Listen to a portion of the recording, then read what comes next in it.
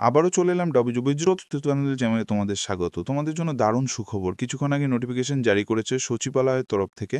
সচিবালয়ের নিয়োগ ২০২৫ একদম লেটেস্ট নোটিফিকেশন জারি করেছে। যেখানে মাত্র ৫০ নম্বরের ভিত্তিতেই তোমাদের সিলেকশন করা হচ্ছে, অর্থাৎ ৫০ নম্বর পেলেই তোমাদের এখানে সিলেকশন হবে।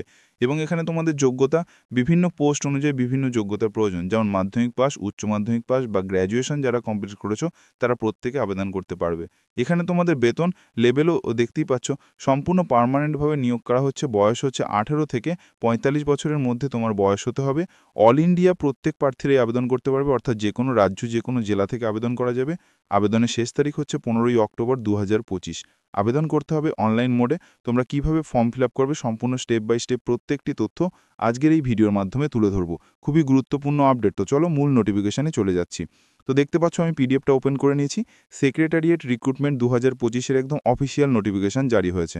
অফিসিয়াল নোটিফিকেশন জারি হয়েছে। ওকে, তো এখানে তোমাদের কি বলা হয়েছে দেখো, all India fresher can apply, অর্থাৎ ভারতীয় নাগরিক প্রত্যেকে যে কোনো রাজ্য, যে কোনো জেলা থেকে আবেদন করতে পারবে। কোনো অভিজ্ঞতার প্রয়োজন নেই। ফ্রেশার ক্যান্ডিডেট প্রত্যেকে এখানে এলিজেবল। সম্পূর্ণ পার্মানেন্ট পোস্টে তোমাদের এই নিয়োগটি করা হচ্ছে।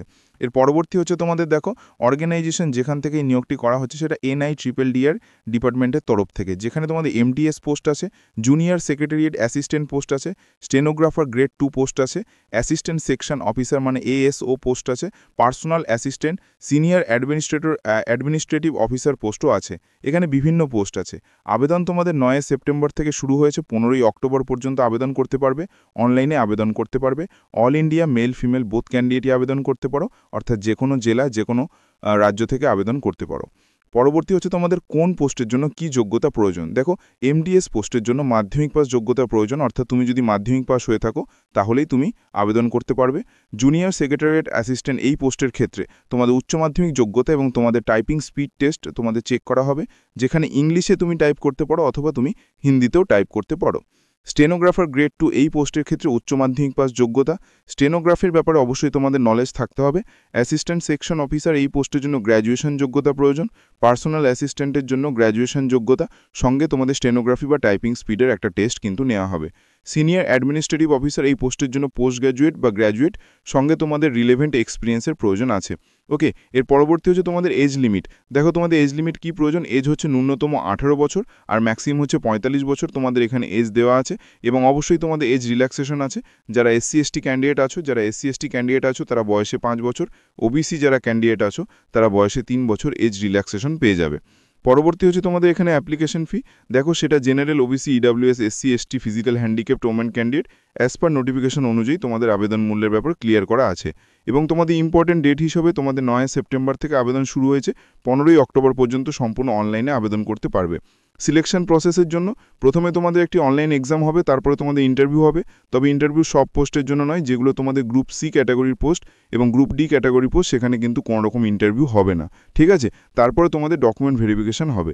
ইম্পর্টেন্ট ডকুমেন্ট হিসেবে তোমাদের এডুকেশনাল সার্টিফিকেট, অর্থাৎ 10th তোমাদের সার্টিফিকেট লাগছে, 12th মার্কশিট, উচ্চ মাধ্যমিকের সার্টিফিকেট, উচ্চ মাধ্যমিকের মার্কশিট লাগছে, গ্র্যাজুয়েশনের সার্টিফিকেট, গ্র্যাজুয়েশনের মার্কশিট লাগছে। যে পোস্টের জন্য আবেদন করবে সেখানে যে যোগ্যতা তোমাদের রিকোয়ার্ড আছে সেই অনুযায়ী তোমাদের সার্টিফিকেট, মার্কশিট তোমাদের প্রয়োজন হচ্ছে।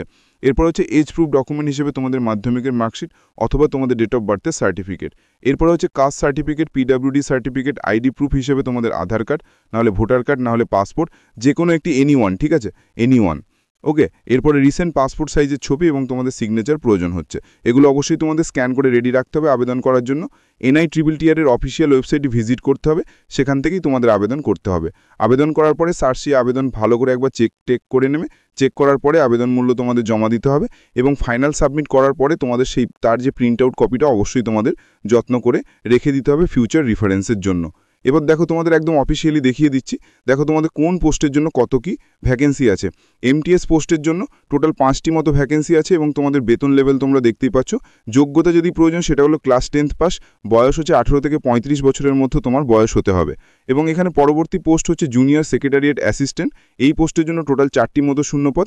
বেতন লেভেল 2 অনুযায়ী তোমাদের বেতন থাকবে। উচ্চ মাধ্যমিক পাস যোগ্যতা প্রয়োজন এবং মিনিমাম তোমাদের 30টি শব্দ প্রতি মিনিটে টাইপিং স্পিড থাকতে হবে।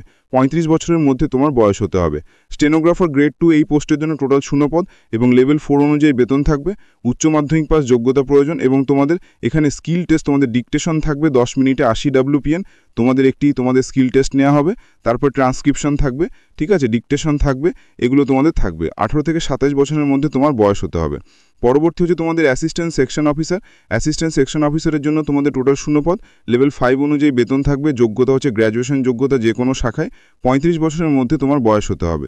তারপর পার্সোনাল অ্যাসিস্ট্যান্ট পোস্ট, তোমাদের লেভেল 6 অনুযায়ী বেতন থাকবে। গ্র্যাজুয়েশন যোগ্যতা এবং সঙ্গে তোমাদের 5 বছরের এক্সপিরিয়েন্সের প্রয়োজন আছে। আর স্টেনোগ্রাফিতে, জুনিয়র স্টেনোগ্রাফিতে তোমাদের 3 বছরের এক্সপিরিয়েন্সের প্রয়োজন আছে। এখানে তোমাদের শর্ট হ্যান্ডের যে স্পিড সেটা 100 WPM। ওকে, এখানে তোমাদের দেখো তোমাদের বয়স হচ্ছে 18 থেকে 35 বছরের মধ্যে বয়স হতে হবে। এবং সিনিয়র অ্যাডমিনিস্ট্রেটিভ অফিসার, এখানে লেভেল 11 অনুযায়ী তোমাদের বেতন থাকবে এবং এখানে যোগ্যতা হলো master degree in any discipline এবং তোমাদের 15 বছরের অভিজ্ঞতার প্রয়োজন আছে, ঠিক আছে। এবং এখানে তোমাদের বয়স হচ্ছে 18 থেকে 45 বছরের মধ্যে তোমার বয়স হতে হবে। ওকে, তো এই হচ্ছে তোমাদের বিভিন্ন পোস্ট যার জন্য যোগ্যতা, সেগুলো তোমাদের কাছে তুলে ধরলাম। এবার এখানে আবেদন মূল্য কত টাকা লাগছে দেখো, আবেদন মূল্য এবং তোমাদের অফিসিয়াল ওয়েবসাইট হচ্ছে এটা।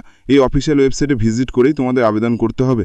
এবং এখানে তোমাদের আবেদন মূল্যের ক্ষেত্রে বলে রাখি 750 টাকা তোমাদের আবেদন মূল্য লাগবে এবং SC ST ওমেন তারপরে ফিজিক্যাল হ্যান্ডিক্যাপ যারা আছো তাদের 500 টাকা মতো আবেদন মূল্য লাগবে। ওকে, তো এই হচ্ছে তোমাদের মেন ব্যাপার। এখানে যারা SC ST OBC আছো তাদের জন্য কিন্তু কোনো রকম এখানে এজ রিল্যাক্সেশন তোমরা পাবে না, তোমাদের অ্যাজ এ আনডিজার্ভ ক্যাটাগরি হিসেবেই তোমাদের আবেদন করতে হবে। আচ্ছা, এবার দেখো যে তোমাদের আবেদন করার আগে অবশ্যই তোমাদের যে স্ক্যান করে রাখতে হবে ফটোগ্রাফ, সিগনেচার, এগুলো তোমাদের স্ক্যান করে রাখতে হবে, তাহলেই তুমি সাকসেসফুলিভাবে আবেদন করতে পারবে। পরবর্তী হচ্ছে তোমাদের সিলেকশন প্রসেস। সিলেকশন প্রসেস হচ্ছে তোমাদের রিটেন টেস্ট থাকবে এবং যে পোস্টের জন্য স্কিল টেস্ট প্রয়োজন সেই পোস্টের জন্য তোমাদের স্কিল টেস্ট থাকবে। এবং পরবর্তী যে পোস্টগুলো তোমাদের গ্রুপ A ক্যাটাগরি বা গ্রুপ B ক্যাটাগরি যে পোস্ট, সেগুলোর ক্ষেত্রে তোমাদের ইন্টারভিউ থাকবে, ঠিক আছে। কিন্তু সব পোস্টের জন্য ইন্টারভিউ কিন্তু থাকবে না, যেমন MTS পোস্ট এই গোষ্ঠীর জন্য থাকবে না। তারপরে গ্রুপ C লেভেলের যে অন্য পোস্টগুলো আছে সেগুলোতে তোমাদের থাকবে না। এখানে তোমাদের রিটেন টেস্ট হবে। রিটেন টেস্টের যে ল্যাঙ্গুয়েজ সেটা হিন্দি এবং ইংলিশ, এই দুটো ল্যাঙ্গুয়েজেই তুমি কোশ্চেন পেপার পাবে। এখানে 100 নম্বরের পরীক্ষা হচ্ছে, 2 ঘন্টা সময় পাচ্ছ, যার মধ্যে তুমি 50 নম্বর পেলেই তুমি পাস করতে পারবে। ওকে, এখানে পরবর্তী যেটি বলা হয়েছে সেটা হলো 0.25 হচ্ছে নেগেটিভ মার্কিং, অর্থাৎ 1/4 নেগেটিভ মার্কিং। 4টে প্রশ্নের ভুল উত্তরের জন্য প্রাপ্ত নম্বর থেকে 1 নম্বর তোমাদের কাটা যাবে। ওকে, সিলেবাসের ব্যাপারটা তোমরা দেখে নাও, কি তোমাদের কম্পোনেন্টসগুলো থাকছে, সেরকম তোমাদের ওই টেস্টগুলো দেওয়া হয়েছে। এরপরে তোমরা চলে যাবে ডকুমেন্ট ভেরিফিকেশনে চলে যাবে, তারপরে তোমাদের সেই ভিত্তিতেই মেরিট লিস্ট প্রিপেয়ার্ড হবে। জুনিয়র সেক্রেটারিয়েট অ্যাসিস্ট্যান্টের ক্ষেত্রেও সিলেবাস কিন্তু সেম, তোমাদের ম্যাথ, GI, ঠিক আছে, ইংলিশ, এগুলোর উপরই তোমাদের কোশ্চেন থাকবে। দেখতেই পাচ্ছ, ইংলিশ অথবা হিন্দি ল্যাঙ্গুয়েজ প্রফিসিয়েন্সি, যেখানে তোমাদের 25%, 20%, 35, 20, এগুলো মানে হচ্ছে 100-র মধ্যেই, যেহেতু তোমাদের পরীক্ষা হচ্ছে এর মধ্যে 100-র মধ্যে এটা 20, এটাতে 35, এটাতে 20, তারপরে এটাতে 25, ঠিক আছে। তো এই হচ্ছে তোমাদের এখানে থাকছে। এরপরে তুমি যদি স্টেনোগ্রাফার পোস্টের জন্য দেখো, তো স্টেনোগ্রাফার পোস্টের জন্য তোমাদের রিটেন টেস্ট হবে, তারপরে তোমাদের স্কিল টেস্টও হবে। ওকে, তো এই হচ্ছে তোমাদের মেন ব্যাপার। তো তোমাদের ব্যাপারটা তোমাদের ক্লিয়ার করলাম যে সিলেকশনের জন্য কি তোমাদের সিলেবাস থাকবে, সেই বিস্তারিত ব্যাপারটা তোমরা জেনে গেলে। এবার তোমাদের কীভাবে ফর্ম ফিল আপ করতে হবে সেটাও তোমাদের দেখিয়ে দিচ্ছি। ফর্ম ফিল আপের জন্য একদম অফিসিয়াল ওয়েবসাইটে ভিজিট করবো, সেখান থেকে তোমাদের ফর্ম ফিল আপটা আমি দেখিয়ে দেবো। এখানে আমি চলে যাচ্ছি, কিভাবে তোমরা আবেদন করবে। আবেদন করার জন্য একদম অফিসিয়াল ওয়েবসাইটে ভিজিট করলাম। এখান থেকে তোমাদের নিউ রেজিস্ট্রেশন ফর্ম তোমরা দেখতে পাবে, যেখান থেকে প্রথমে তোমাকে পোস্ট সিলেক্ট করতে হবে, যে পোস্টে তুমি আবেদন করতে চাইছো। যদি তুমি MTS এর জন্য আবেদন করো তাহলে তুমি MTS সিলেক্ট করে নেবে, যে পোস্টের জন্য তুমি আবেদন করবে। এরপরে তোমার ফার্স্ট নেম, তারপরে তোমার লাস্ট নেম, তারপরে তোমার ফাদার নেম দেবে, তোমার মাদার নেম দেবে। এরপরে তোমাকে ডেট অফ বার্থ এখান থেকে সিলেক্ট করে নিতে হবে, তোমার মোবাইল নাম্বার এখানে দিতে হবে, তোমাকে তোমার মেল ID দিতে হবে। এরপরে তোমাদের 10th-এর যে মার্কশিটের যে রেজিস্ট্রেশন নাম্বার বা এনরোলমেন্ট নাম্বার যেটা আছে সেটা তোমাকে এখানে বসে দিতে হবে। রেজিস্ট্রেশন নাম্বার বা এনরোলমেন্ট নাম্বার দেখবে মার্কশিটেই তোমরা দেখতে পাবে, সেটা তোমরা অবশ্যই এখানে বসিয়ে দেবে নাম্বারটা। এবং তোমাদের এখানে এরকম একটা ইমেজ আসবে, সেই ইমেজের ক্যাপচারটা তোমাকে এখানে টাইপ করে দিতে হবে। তারপরে রেজিস্টার অপশনে ক্লিক করলে তোমাদের রেজিস্ট্রেশন হয়ে যাবে। তো এই হচ্ছে তোমাদের সম্পূর্ণ স্টেপ। যারা আবেদন করতে চাইছো তারা আবেদন করতে পারবে। বাদবাকি বিভিন্ন আপডেটের জন্য অবশ্যই বলবো চ্যানেলটিকে ফলো করবে, চ্যানেলটিকে সাবস্ক্রাইব করে রাখবে, বেল আইকনটাকে অল করে রাখবে, যাতে তোমাদের কাছে প্রপার এরকমই গুরুত্বপূর্ণ নোটিফিকেশনের আপডেটগুলো পৌঁছে দিতে পারি। এখন এর মধ্যে এটুকুই, ধন্যবাদ।